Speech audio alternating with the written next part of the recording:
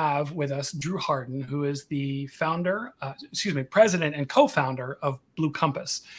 Drew has grown and guided the company from a two-person startup in 2007 to one of the Midwest's leading digital marketing companies today. Drew is a published author. He speaks at marketing conferences around the country. He's been cited by publications like USA Today, and he has led web projects for clients like Spalding Sports Equipment, Napa Auto Parts, and the NFL. Drew Harden, I keep saying that, president and co-founder of Blue Compass. Welcome to the Frustrated CEO podcast. Thank you so much, Patrick. Thanks, guys. It's great to be here with you.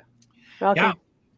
So, listener, I first came across Drew and Blue Compass on LinkedIn, where one of Drew's social media posts caught my eye. If you haven't seen it, it's a video of what looks like an all-company meeting. Looks like all 37 of your employees, Drew, are there. And the camera slowly pans from left to right. And the entire video, every single employee is laughing out loud, some hysterically, some even wiping tears away from their eyes.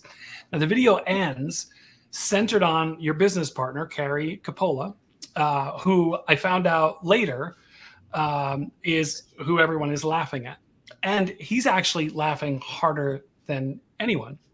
So when I saw the video, I reached out to Drew. I thought, who better to help talk about injecting fun into the culture and creating a supportive culture as well than the man who posted that video. So Drew, you and your business partner, you founded Blue Compass after working together somewhere else where you've described it, there was a lot of drama and gossip. Talk about the impact that drama and gossip had on the people, had on the culture, job satisfaction, and then how did that influence what you and Carrie wanted to create at Blue Compass? When we started working at this organization, I started working there as an intern when I was 19. And so I ended up, my internship, and then they hired me after college. So I worked there about 6 years or so. And, when I started out, I thought the culture was quite good. I loved it, learned a lot there. I'm thankful for my time there. But as the years went on, I noticed, there started to be a little more drama, a little more gossip creeping in. And I noticed that eventually, when I would drive home at night, it would feel really taxing. It would feel just very negative, just everything throughout the day that I had experienced. And that made a big impact on me. And so when Carrie, my business partner, and we both worked there. And in 2007, I asked him if he wanted to start another place. And, our goals were, first of all, to create a great organization that did incredible digital marketing and showed people a clear direction for their online presence. But we also, our second goal was just to have a fun, positive work environment that we just love to go to. And so, the negative effects that we saw on ourselves and others because of that really, I think, really empowered us and really motivated us to be very purposeful about our culture at Blue Compass. And so we started out as just the two of us. This is 2007. We worked out of our homes. And in 2008, we did well enough. We were able to get a small office. And then we started hiring a few people, moved into another office, hired a few more people, and kept growing over the years. And the culture was always fantastic at Blue Compass. I mean, we would laugh all the time. There was so much camaraderie. It was just very positive. In 2012, we had about 8 people on our team. And then what I always think is the best and worst thing that ever happened to us occurred, which is we got an absolutely enormous client, a really big client. And it was very exciting. We had never had a client this big. This was a huge account. But we had to immediately grow. So we went to 16 people right away. And that was the first time I started to notice after that a little bit of drama creeping in, a little bit of gossip creeping in. And it turned out that just the power of my personality is not enough to fuel an incredibly awesome company culture. And I learned after that you have to be very purposeful and strategic about it and just how important it is. And so as we continue to grow now, we have way more people than that. But as we continue to grow, we identified our values and our mission and got really serious about them. We removed some people that weren't the right fit. And we really worked on the culture. And since then, things improved, and they've been tremendous over the last number of years, for which I've been thankful. But I realized, Patrick, that for me, as the president of this company, my number one purpose is to make our mission and values known to our team, so that they can live them out, to live them out myself, and to help them do the same. And when we can create a positive workplace that's supportive, where people aren't looking over their shoulders like people are going to take their credit, where people smile and just enjoy being here, that enables people to have the freedom to do their best work, to take creative risks, and they want to go out of their way to help other people. And so I learned the hard way that company culture is essential, and you got to work really hard to get there. So I'm curious, that working really hard is a moment by moment commitment. Yeah. So what have you found that has supported you to maintain that positive culture, and what have you found hasn't worked? One of the things I try to do, as the president, is have coffee and or lunch with everyone on our team regularly. And so I'll sit down individually with each person and listen. And I think that's incredibly important, as a leader, for me to do. People want to be heard. And it's not just for them, it's also for me, because I get a perspective that I don't normally get. And I think that's one of the first steps, is to make sure people are heard and make sure people have a voice. Great. And sometimes people don't even have something particularly to say, but they still want to know they can have a voice. And I think that's really important. Great. So a couple of days ago, I had coffee with one of our new team members on our digital marketing team, who has been here for about 90 days now. And she said, I asked her how it's going, what's working, what's not. And she said, this is better than I anticipated. She said, I've never worked at a place where people are so excited to be there and they don't want to not be there. And she was so excited that she took the role and everything. And she mentioned, she interviewed at a few other places. And when she would ask them about culture, they would answer things like, oh, we have a ping pong table. And so, I learned that culture isn't a ping pong table. It's not having beer on Fridays, but culture is something that is every moment of every day. Right. You feel it, you can see it. It's something you experience when you interact with people. It's a mentality, and it's an experience. It's not just one thing. It's not benefits. It's not your salary. That can be a part of it. All these things can be part of it. But I found especially that young people value experience over benefits. And everyone wants to have a good culture, but especially younger people, I think they really desire it. It's great. So do Wish I did digital marketing. Yeah. And we were younger, right? Yeah, both. Now, Drew, you have a ping pong table, though. Yeah, if you have a ping pong table, I'll send you an application just in case. We'll see. Okay, thanks. Good. That's good. So you mentioned that there were some people that didn't quite fit. And, a lot of people talk about hiring, as a culture fit process. So you would be super sensitive to that, given how intentional you're describing you are about the culture. Can you share anything with our listeners about how you hire, how you knew it was the right time to have someone exit who just wasn't lifting or living the values and keeping that energy and that special place special? Absolutely. You can teach skills, but you can't teach personality. And so if we interview someone who has fantastic skills, they're just a rock star, but we're starting to see some red flags, and they don't seem to be entirely fitting or bought into one or more of our values, then they're probably not the right fit. We would rather hire someone who's supportive, who's positive, who wants to grow their expertise, who wants to give clients their best, and who rejects drama and gossip than someone who is absolutely fantastic with skills but lacks one of those things. We can teach the skills, but it's difficult to get someone to buy into something if they don't initially believe it. So we want to know people's, what do they value? What are their beliefs? How do they feel about our 5 values? Which one is most important to them? I think that's really important. So when you interview, it's absolutely important to understand what type of person they are. And, it might be an incredible, wonderful person, but maybe they're still not right for your organization. Maybe they don't quite fit into your values, and that's fine. And, it's not necessarily wrong if someone isn't right for Blue Compass. They're just not right for Blue Compass. I'm sure they're great for another organization. But that is something that really drives us. And so we make sure to do numerous interviews. We have many people on our team involved in the interview. Try to do as many references as we can. And if we can find references they don't list down, we'll check those as well. And, we'll try to interview them, at least one interview, at a restaurant or coffee shop or elsewhere, just to get in a different environment.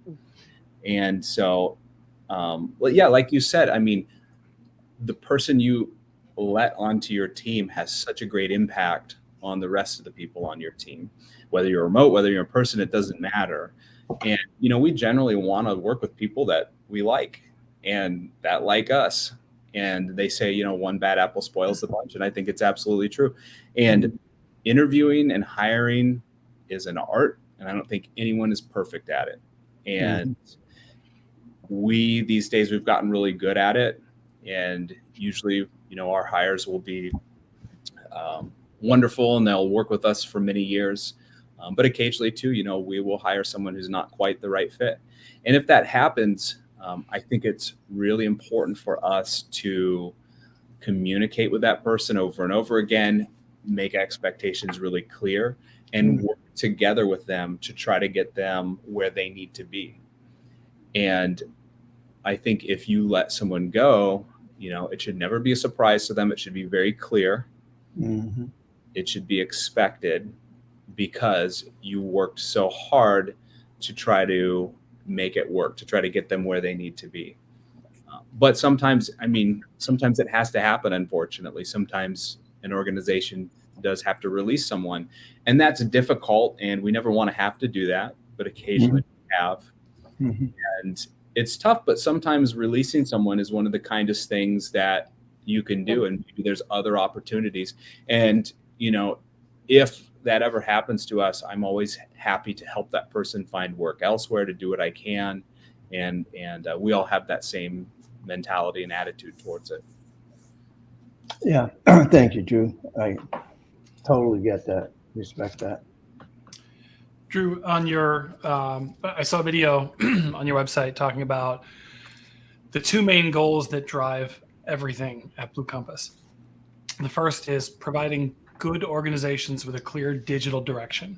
And the second, and it's actually what I took, was what we took to use as the title of today's episode, which is, the second is have an incredibly fun and supportive company culture. So a little opportunity to brag about what you do for living, for your customers, and what you do for your employees. What are some of the ways that you do both of those things? Provide clear digital direction, and then how do you create? What are some of the ways that you've created an incredibly fun and supportive company culture? Great question. Well, first of all, we exist to give good organizations a clear digital direction. And so we do that through services like web design, development, digital marketing, like search engine optimization is really big for us, content marketing, online ads.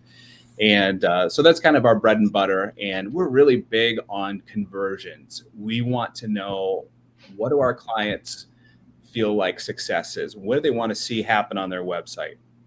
Each and every day, we have a full team of people that get more qualified people to come to our clients' websites and then get them to convert on those websites. So in other words, to accomplish the action that our client wants them to accomplish. So that could be purchasing a product or filling out a form, generating a lead, signing up for an event, anything like that. So that's what we do. We're really good at it, and we've learned a lot over the years, and it's really exciting. I mean, We follow organizations like Google and Facebook very closely. We're very aware of any algorithm changes that they have, because one tweak to the Google algorithm can mean a difference of thousands of visitors to one of our clients' websites, and that can impact their bottom line significantly. So we have to stay up on it. But it's really fun. We love doing it. In regards to a fun and supportive culture, well, there's a lot of things we do. I mentioned our values. I think that's really crucial. Another thing that we're real big on is appreciation. Mm-hmm. I don't think anyone's ever left in an organization because they've been too appreciated. So that's something we try to live by, showing gratitude to our team members, appreciating them, giving them shout outs. Praise is really powerful. That's one of the ways we keep our organization good. And I think, one of the best ways a leader can get a behavior from someone else is to do that behavior themselves. Mm-hmm. And so if I really want my team members to be appreciative, to praise one another, I should probably do that too. So I try to do a good job of that. I'm not perfect, but I certainly try to do my very best at noticing when something good happens and then calling it out. I think it's a missed opportunity probably any time in life when we see someone do something amazing and we think in our head, oh, that was really cool. I'm glad they did that, but we don't say anything. Yeah. So like if you see something positive, say something positive. So I try to follow that the best I can. In addition to that, just generating as much joy in the office as we can. And I think one of the best metrics of a healthy office is laughter. And we have a lot of laughter here at Blue Compass. Maybe even too much sometimes. It can get pretty loud in here. So, Carrie and I have always, we get along really well. We're friends, and we've always just been silly. We've teased each other. We joke with each other. We'll mock each other in very friendly ways when we're in front of team members. We'll make fun of each other. But it's all in jest. And, I think the team sees that. And because of that, our culture is very jovial. There's a lot of jokes. There's a lot of inside jokes. A lot of pranks will happen. A lot of scares happen in the office. So people will jump out and scare someone else. Oh my gosh. And some of our team members like to do that more than others, but just silly stuff like that will happen. We have dogs in the office. Every day we have at least 1 or 2 dogs. We had like 3 in our office today. So we have a dog friendly office. I think that over the years, somehow we all got the idea that work is supposed to be boring and we're supposed to look forward to Saturday and Sunday, but not the rest of the week. Mm-hmm. And I dream of a world where Mondays and Fridays are seen in the same light. And that's what I get to experience every day. I love my job. That's a huge blessing. I'm really thankful for that. And we're not perfect, but we do our best to have a lot of fun here at Blue Compass. And I think part of that too, I'm giving a really long-winded answer. No, it's great. I think part of the recipe of really having a lot of fun in the office is surprise. I found over the years that when you add surprise or spontaneity to anything, it will heighten the experience and the emotions. So, I mean, if something very negative happens and it's a surprise, I think it's even more negative than otherwise. And same with positive. And so as a general rule, when we plan something fun or when I do something fun or silly or whatever, try to make it a surprise. Try not to announce it ahead of time. And Patrick, you mentioned that video that all our team was watching. Carrie, my business partner, he was on vacation. And so we filmed a video about him where one of us played Carrie and interacted with me and went around the office and just played on all his eccentricities. And that's what we're all laughing about. And I didn't tell Carrie and only involved a few people, and most people had no idea that video was coming. And I think it was probably a little more fun because of that. And yeah, I have a lot of examples of crazy things we've done very spontaneously. But I think, if you have an organization or if you're a manager or whatever, if you add a little bit of spontaneity and surprise to any positive thing you do, I think that can heighten it. If you're going to bring in a coffee for one of your team members, if you call them ahead of time or message them and say, hey, I'm bringing you coffee, that's fine. But I think they'll appreciate it even more if they just find it on their desk when they arrive because they didn't anticipate it. They might already have a coffee. It might not even be their favorite. But if I bring someone a coffee, I'll never tell them it's coming. Mm-hmm. That's good. So I'm listening to all this. Maybe it's interesting to our listeners as well. Could you, Drew, run through what the 5 values are? And here's what's tagged along with that. We walk into a lot of companies that have, values. Yep. But they don't have a description of what it means to live them out. Sure. So a lot of people are interpreting in their own way. This is how we live integrity, and so you're taking it further and you're putting it in this very valuable but also lighthearted kind of place. Yeah. And I think it would help our listeners if you could talk a little bit about that. Yeah, great question, Leb. Okay, so we have 5 value statements. And the first one is we are positive. Yeah. The second one is we support one another. The third is we grow our expertise. The fourth is we give clients our best. And the fifth, and usually people's favorite, is we reject drama and gossip. So those are our 5 values. And I think if you just have values in your office and you just have them hanging on the wall, or if they're just in the handbook and that's it, that probably isn't enough. You need to make them known and live them out yourself. And so there's a lot of ways that we do that. And one of the ways is in our team meetings. When we have a team meeting together, which we have regular team meetings, every team meeting starts out with a review of our mission and then listing out of our 5 values. And then I will give an example of someone on our team that lived out that value since we met last. And so if I say, we are positive, one of the ways we saw positivity in the last month is Jay, who took it upon himself to jump in and help this person for this reason, even though he didn't have to, and he stayed late or something like that, So we give examples for each one. And that's just one of the ways we try to make them more known. Our team's probably tired of hearing me talk about them because I do talk about them a lot and try to live them out myself. So I think you're right, Leb. It's not just enough to have a vague value.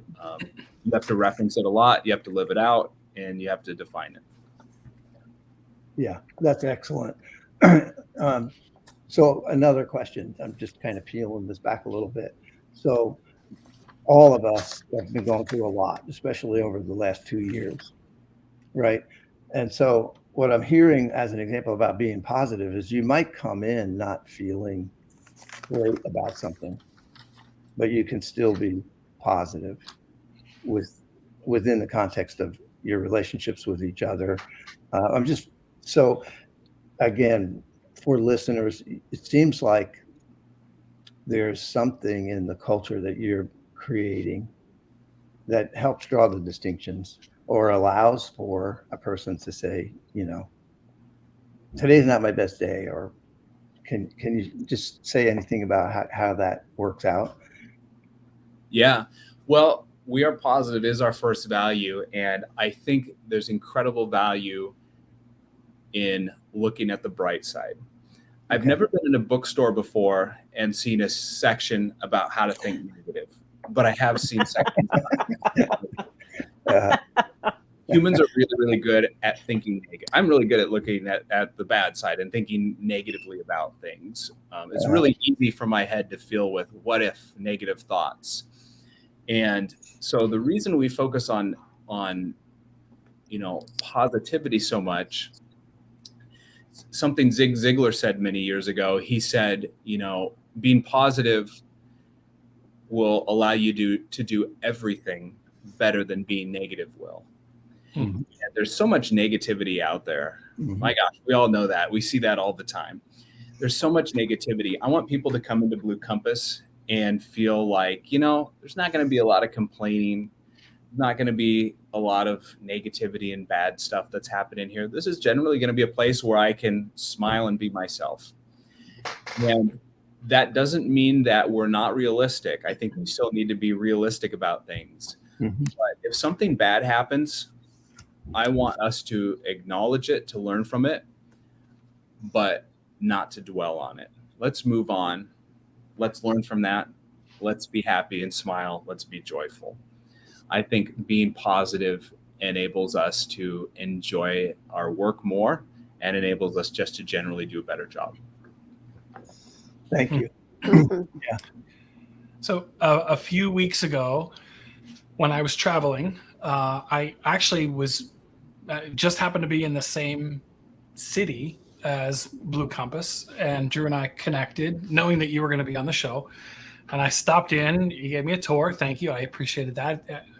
To this day, it remains the only company that I've ever been in that actually literally had multiple swings hanging from the ceiling. I thought that was kind of cool for the employees to use. I thought that was neat. So I want to talk about your team for a moment. I got to see the team in action, got to meet some of the folks on the team, and obviously everybody's important. No one is more important than anyone else. But I want to ask you specifically about one particular employee, Laura. Laura was at the front desk. And when I walked in the front door, I was greeted by one of the biggest, friendliest smiles I can remember. And Laura called out my name before the door even closed behind me. She lit up and she said, "You must be Patrick." And I thought, gosh, if I could get greeted like that at home, how awesome would that be? How important, again, for our listeners, how important is that first impression? I think just the fact that I'm talking about it, and this was 2-3 weeks ago, it stuck with me. It really was. It was impressionable. How important is that first impression for you when someone walks into Blue Compass? And then for a CEO who's listening, thinking, we don't have that. I wish I had that. How do you get someone to deliver that kind of wow? Yeah. Well, Laura's amazing. I think the answer is probably hire amazing, fantastic people who love your brand and who love other people. I think that's probably the answer. But Laura's fantastic, and she is a representation of our brand. I mean, when she walks in, and every person on your team is a representation of your brand. And I think that's extremely important. And so we're really proud to have her on our team and have her, give people that experience when they walk in. I'm glad she called you by name, and it is amazing when you call someone by name, when you say, "Hi, Patrick," instead of just saying hi. I mean, that makes a big difference. We all know that. Mhm. We love it when other people reference us and say our names and things like that. So, she's been fantastic because she buys into the great company culture. And she has helped us, and she has really helped me take that and run with it. I couldn't do it by myself. This isn't all about me. I'm just one guy. Our team is really who makes our culture great. I just gave it an initial push.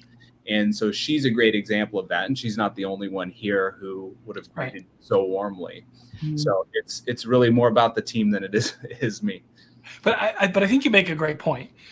And I'm tying this back to the listener who's thinking, yeah, we don't have time to be fun, or I don't want there to be more fun than productivity, or or fun for the sake of fun. Yeah. What you're saying, you've got someone who is the front door to your business. Yeah. She's a representative of you, the culture, everybody else there, because she's the first impression. And as the product of that culture, everyone who walks in the door has a great first experience, right? So you're instantly, you're instantly ahead of the game. You're ahead of the competition that doesn't have a fun and supportive culture. So there really is again, it isn't just fun for the sake of fun. There's a reason.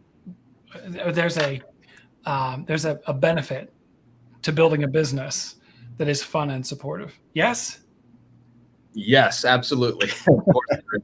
I think the old school, people used to not think about culture that much, and fun seemed like kind of a bad thing at work. But why should it be? Like, why shouldn't it be fun at work? Why do we have to assume that fun is on the weekends and fun is when you're home or when you're out?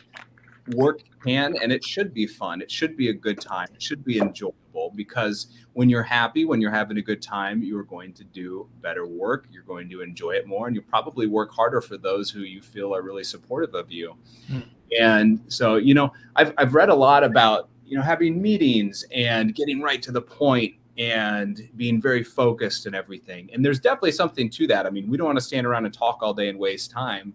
But we never shut down small talk at the beginning of meetings. We never shut people down when they're joking with each other in the hallways or anything like that. I think that that's incredibly important.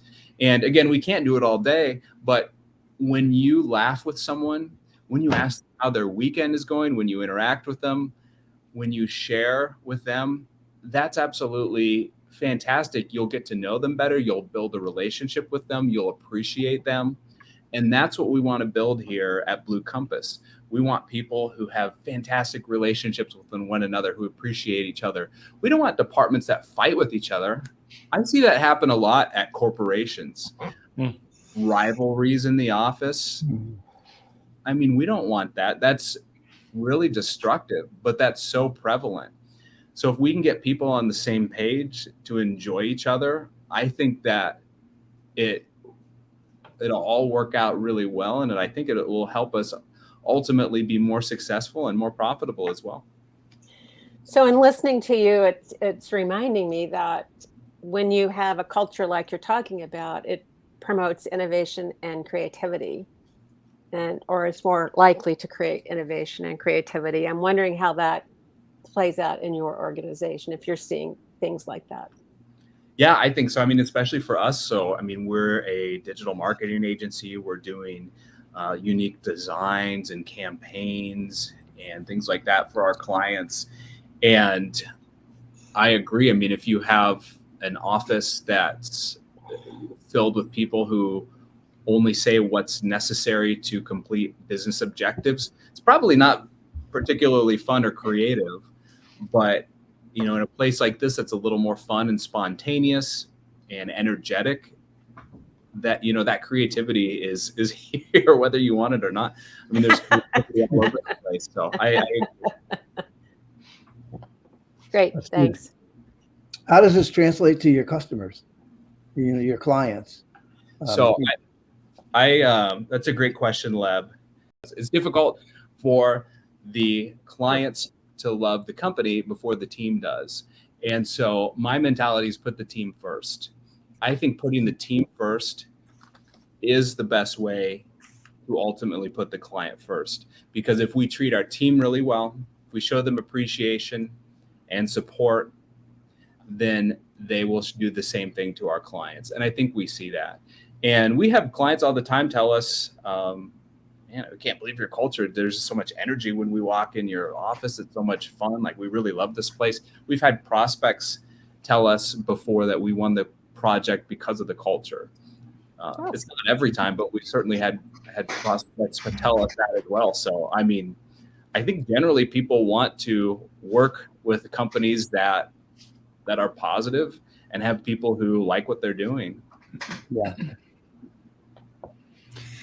Drew, we talked about the name of the episode and that second goal for your company.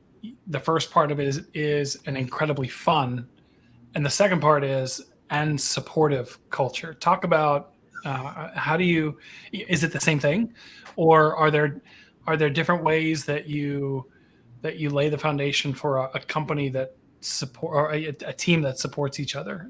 How do you and then what does that look like in the day-to-day or the week-to-week?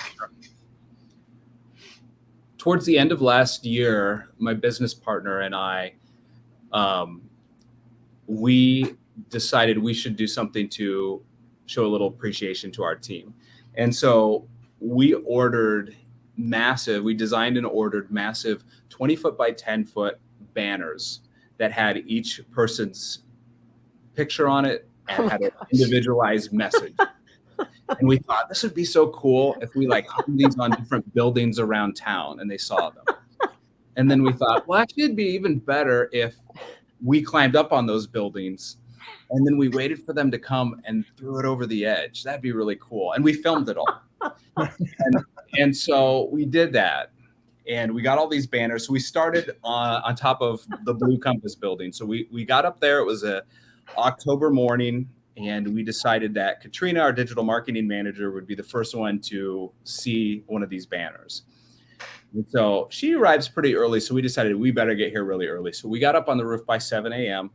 and we hadn't done this before. These were really big and really heavy. And so I don't know, I assumed that when I got up on the roof, there would be like a nice little edge that I could kind of duck behind, but there's no edge. I mean, it went directly down. It had rained the night before and it was a little cold. And I was dressed pretty nicely too. So I got up there and I couldn't like really lay down or sit down. So we're just standing up there trying not to fall.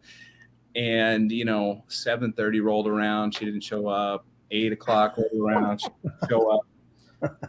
8:30 rolled around. She didn't show up. Finally, 8:45 she rolled up. So it's like she's always so early. I don't know why she wasn't there till 8:30 that day. And she got out of her car. And so we kind of crouched down and unrolled the banner over the edge of the building. The banner rolled down. Thankfully, everything went well. We didn't go with it. So that was positive. And she looked up and she was absolutely surprised. So again, this goes into the surprise thing. And her dog, Mac, was with her. He did not appreciate it, but she really did. She thought it was pretty cool. Actually, if you go to our About Us page, so bluecompass.com, and go to our About Us page, I believe this video is currently on there if you want to see this experience. But we started doing this for all our different team members. And it was a weird thing to do. It took a lot of time. It took a lot of budget. But we figured this is just kind of a fun way to show our appreciation for them and also show people around the community. We really like our team members. These are great people. And so I think that is the mentality we have when it comes to gratitude here. And when it comes to supporting and appreciating our team members. So from the top, I mean, that's what we try to do. And I think we see that throughout the rest of the team as well. And generally everyone's here is really appreciative of one another. And one of the things I really like seeing here is, since this is so much part of our culture, is when someone here stays past 5 o'clock, I almost always hear someone else come up and say, hey, can I help you with anything? And that's just, you don't have to do big, spontaneous, crazy things like we do, but just something like that, asking someone if they need help after 5 is pretty powerful. Yeah.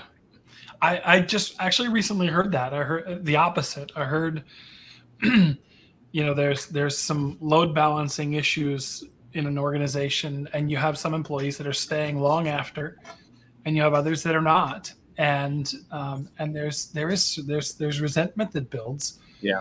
Because the employees don't have the team members don't have the ability to move the work around. They're kind of expecting either their leaders to support that, to help address that, or they're wanting their team members to step up and go, hey, what can I take on for you? And so in the absence of that, it can be very isolating. It can be, you can begin to feel unsupported. I mean, it's the exact opposite of what you just described. So I have to know, what did you do with the banners when you were all done? We still have them. It's like, I mean, maybe we'll use them again someday. I think I would like to go hang them all from our building. I don't know if we could all fit all of them around our building, but we'll have to do that someday. But it's kind of the type of thing that it's not like you're pulling them out every day. So we have them in storage. We'll use them again sometimes, but I don't know, it was worth it. That's great. That's a great story. Thank you. I'm thinking about diversity for a minute, and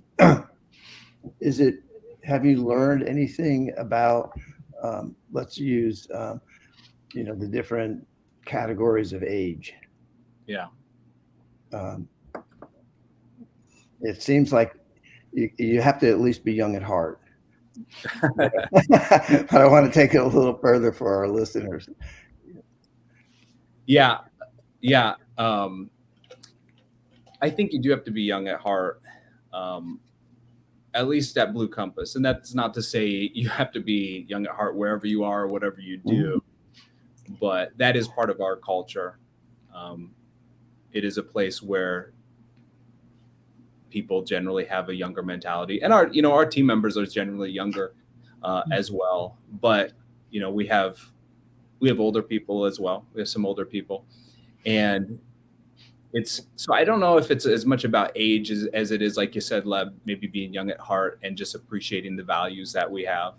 And we have someone on our team who's right outside my office here who's 50, and we have someone else not too far away who's 22, and that's a pretty big gap. But I think having that age difference is nice. There's a huge difference in mentality and a big diversity of thought there. And here especially, I mean, we will work on social platforms that are generally used by very young people that maybe some of our older people here aren't as familiar with, and vice versa. There's incredible wisdom that comes with age that we greatly value. And so it doesn't matter your age. I think there's always something you can offer because of your age. Yeah. Thank you. And following on the heels of that, you had mentioned earlier that good percentage of your workforce is younger, but trying to understand their needs. So understanding the needs and the kind of priorities of each of the different groups of people, whether it's age or other priorities in your workforce. Can you speak a little to that? Yeah, can you specify a bit what you're looking for there? Well, you had said that the younger generation is really interested in the experience, is interested more in purpose, is interested more in a kind of, you didn't use the word work-life, but in work-life balance. Yeah. So, yeah. So sorry, yeah.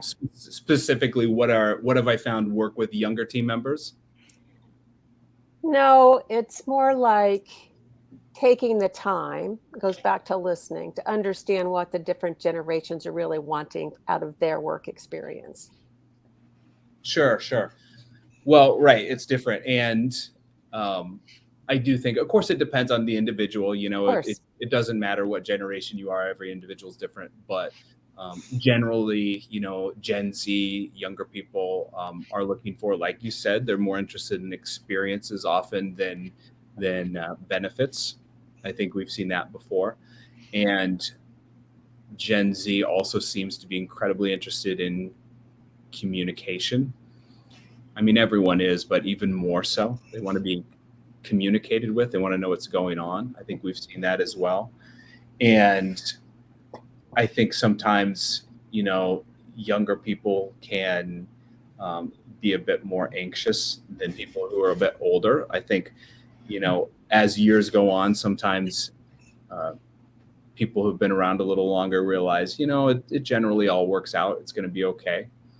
And I think that's something sometimes that comes with age. As I've gotten older, I've been able to handle stress better, and I've been able to have more of that mentality as well. And so I think, yeah, that's absolutely true.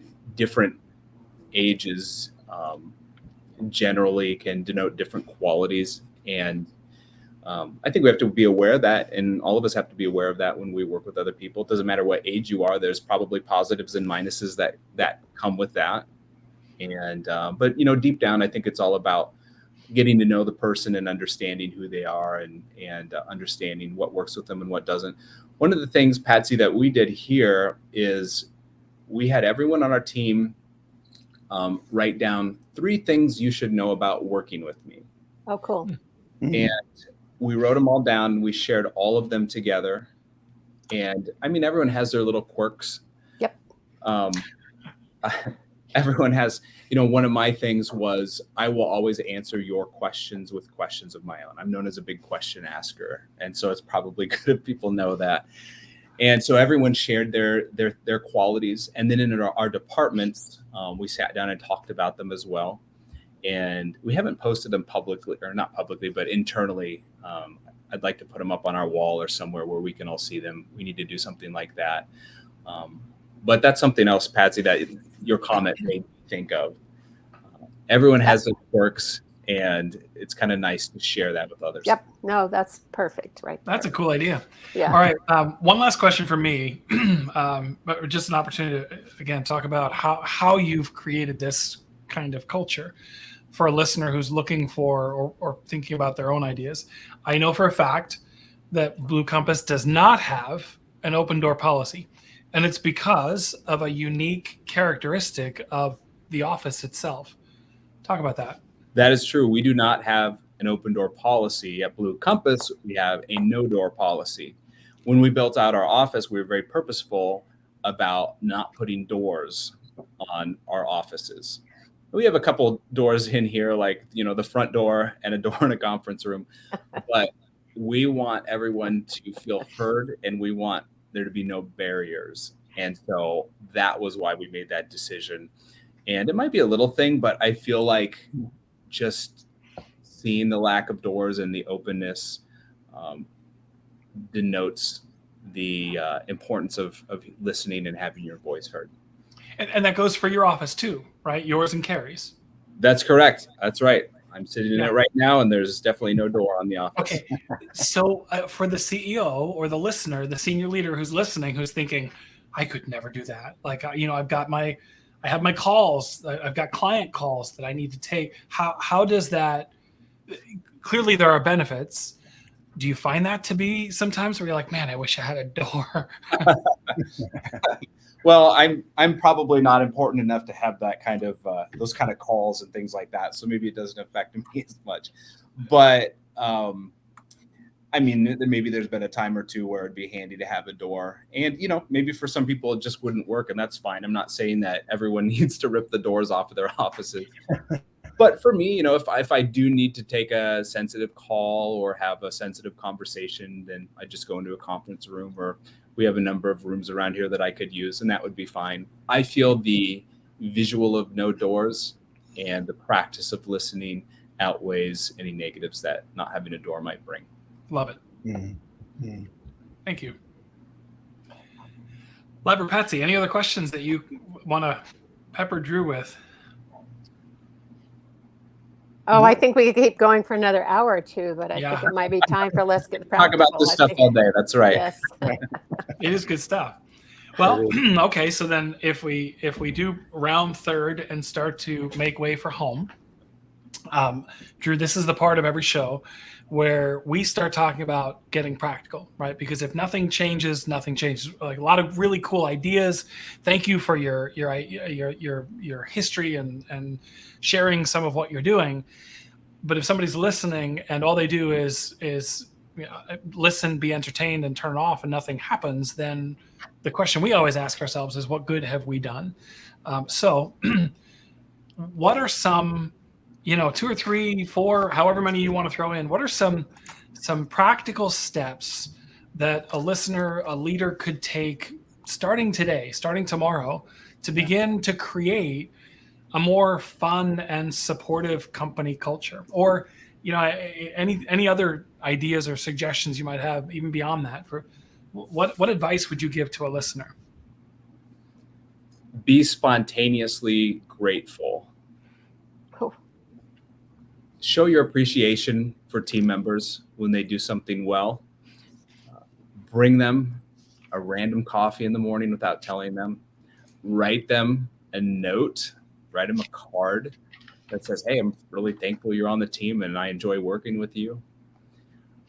Just little things like that. You don't have to throw banners over the side of the building. Something like small like that can really make a difference. Sometimes I'm amazed by a team member that repeats back a kind word I said to them like 6 years ago, and I'm like, I don't even remember that, but it makes a big difference with others. I have little stickers in my office, and they're little like thank you stickers that say like you're awesome, or love working with you. It's just stuff like that. And occasionally I'll put those on a card or a coffee or something like that I give someone. And there's so many people that have those like on their desks or their notebooks or their computer, like they put it on their laptop. Mm-hmm. And to me, I genuinely meant it, but it seems like a small thing, but that can mean the world. So if you are a leader or a manager, just the small things that you say or do mean more than sometimes you think they do. So I think be spontaneously grateful. And then another thing I would say is be purposeful about having some fun and about not thinking about the numbers and not working on your checklist for a little bit. And, plan a trivia game with your department and give away a gift card to the winner, or plan a wine and cheese o'clock, or hire a singing quartet to come in randomly for one of your coworkers that's having a birthday. Like anything like that, I think is memorable and it's so much fun. But one of the best things about it is it's not like a one-time thing. You're going to remember it for years to come. I saw a study recently and it showed that people derive more happiness from experience than from things. And so often we have these corporations and businesses that think, let's solve this with the salary increase, or let's solve this with more paternity leave. And those are great things. I'm not saying those are not good, and maybe those are fantastic solutions, but those are also easy solutions. And I think perhaps in addition to that, doing something really heartfelt can be touching and more meaningful to someone. That's great. Any others? I don't want to cut you off. You're on a roll. No, I've gone on and on. We're gonna have the longest episode ever, so that's what You were supposed to go on and on. You're the guest, so that's good. Yes.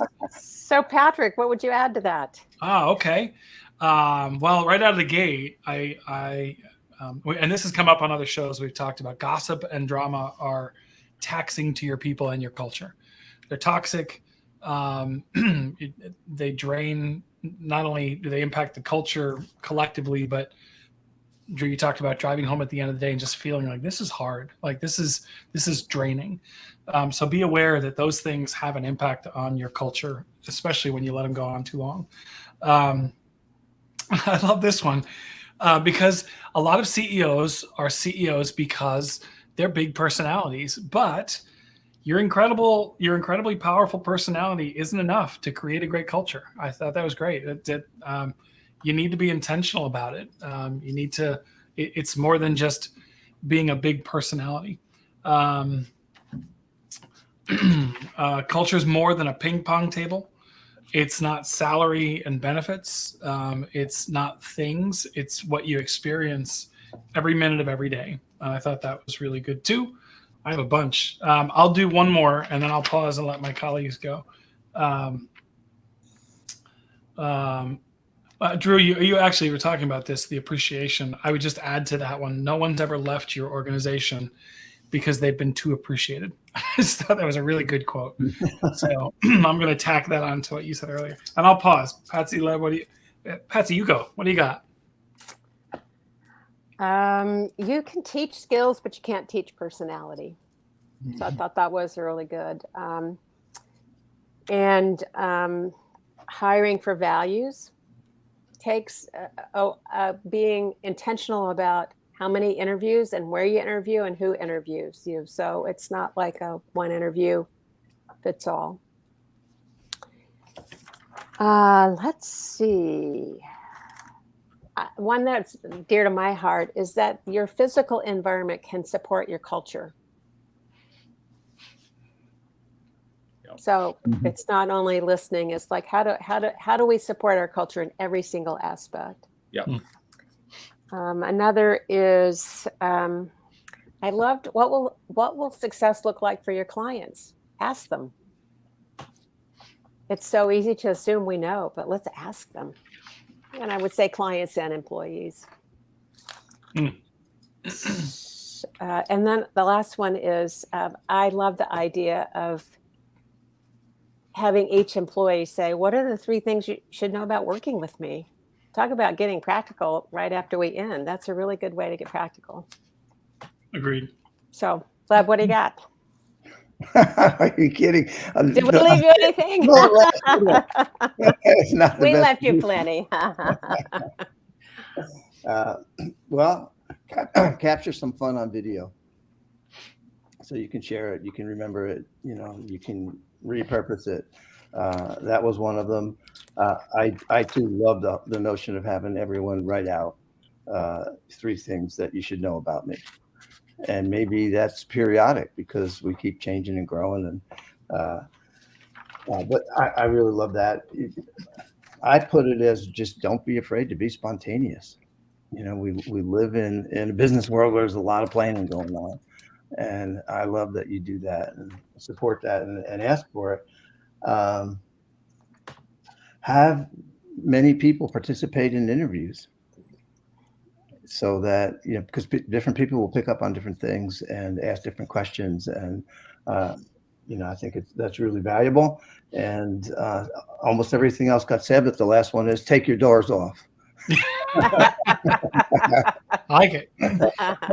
I did have one more I want to circle back because I thought it was a really good point, and I know it's something that each of us has seen done poorly, if I can say it that way.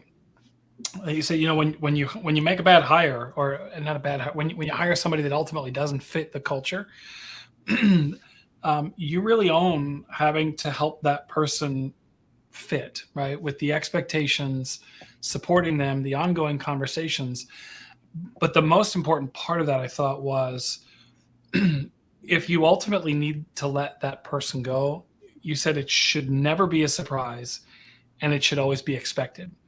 And I think that's where we see a lot of organizations fall short, make mistakes, where they think, I've even heard leaders say, well, how could they not know? Well, it should, it still happens, right? You still have people who are surprised. And that alone, letting someone go where it is a surprise, where it's not expected, that can significantly hurt your culture.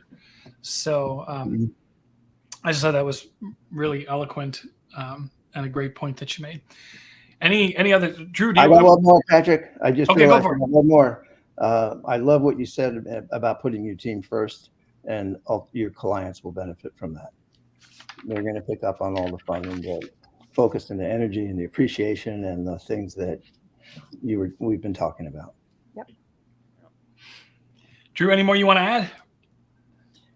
No. This has been fantastic. I thank you for letting me drone on and on about fun culture, which I could talk about forever.